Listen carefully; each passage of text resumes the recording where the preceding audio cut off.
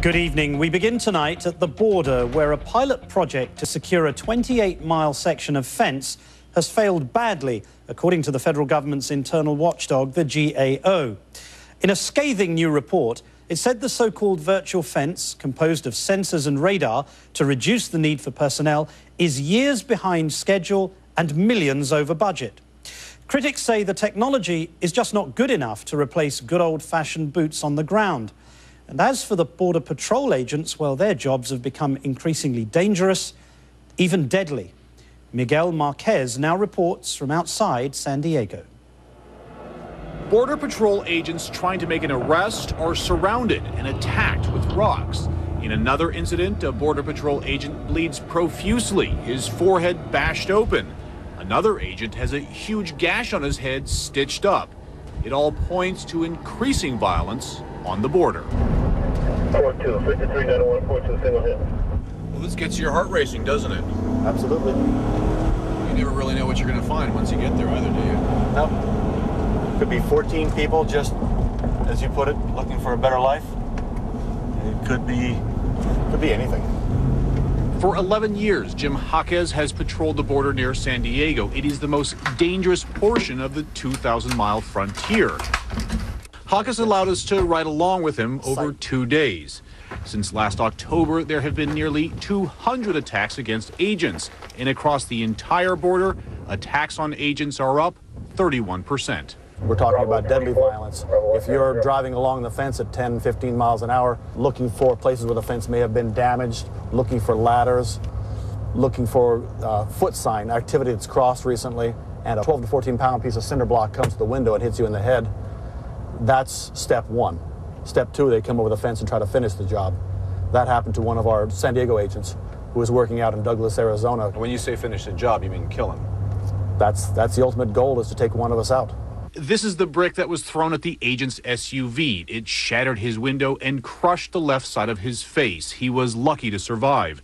Videos taken in the last 2 years demonstrate some of the more violent moments. A brazen man from the Mexican side jumps the fence and throws rocks at a utility vehicle until a patrol unit pulls up, which the man then attacks as well. A Molotov cocktail is thrown at agents from the Mexican side of the border. In this video, a border crosser is running from a U.S. agent. The illegal immigrant tries to scurry under the border back to the Mexican side. As the Border Patrol agent tries to grab the man, the agent is pelted with rocks. 10-4, PA and 10-12. As night sets in over the border, a thick fog begins to roll in from the Pacific. The violence on the border has become so intense, agents have a new class of vehicle. Sometimes they call it a war wagon. We call it a rock-proof vehicle. The war wagon allows agents to get as close as you can get to the border. The idea is that we can be in the area and respond directly to the threat without worrying about them breaking out our windshields and damaging our eyes. It gives us the ability to get right in amongst the Rockies and still have the most critical parts of the vehicle protected. We are at the beginning. About to take the dive. All units be advised, 10-12. This is one of the more dangerous things that our guys do every single night. They'll get out here. You need to check the condition of the primary and secondary fences while you're driving right alongside that primary fence. You're pretty vulnerable. While the number of border crossings is down, the number of repeat crossers is up. Sometimes the same person will get caught 3 times during an agent's 12-hour shift. Driving down this area with the lights, with all of the units, with 2 fences, it's amazing to me that people still make it across this. It's a numbers game. For them, it's a matter of how many people can I sacrifice to get across my 1, 2, 5, or 10. And I've seen them sacrifice a group of 60 people. Jaquez pulls down the driver's side gate as we approach a more dangerous area. A little more active area as far as the violence goes. As we get closer to Colonia Libertad, I mean, you might do this for a week and not see a single rocking. Or I've been rocked 2 or even 3 times in one night. There is more technology, security, and agents on the border than ever before, yet the threat of violence is on the rise.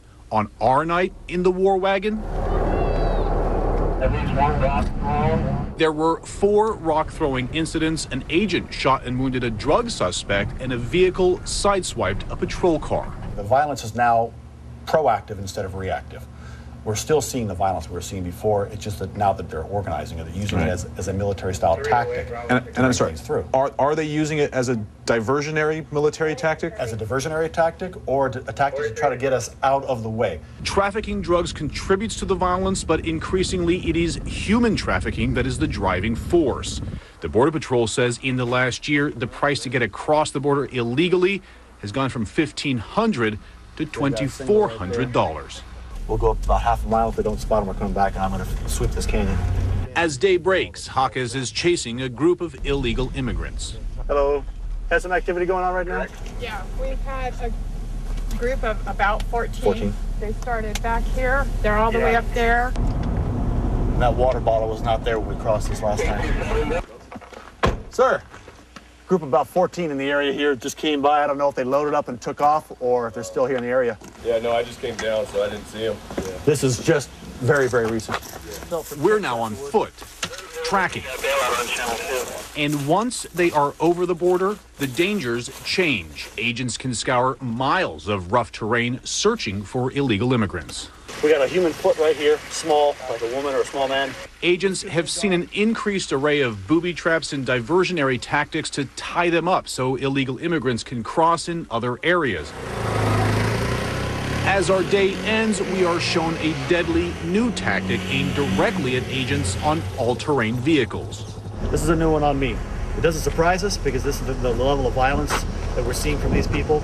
Just 2 days before we arrived, a thick wire was found attached to a secondary fence on the U.S. side and fed through a hole in the primary fence on the Mexican side. If it was pulled taut at the right moment, an agent could be decapitated. You've never experienced anything like this before? No, it's getting drastic now. It's going the way we're going. It's very difficult to spot it. Right. The only counter we can do is either ride the bike a little higher, or we're still going to take the blow at center mass, but at least we won't have the possibility of losing our head.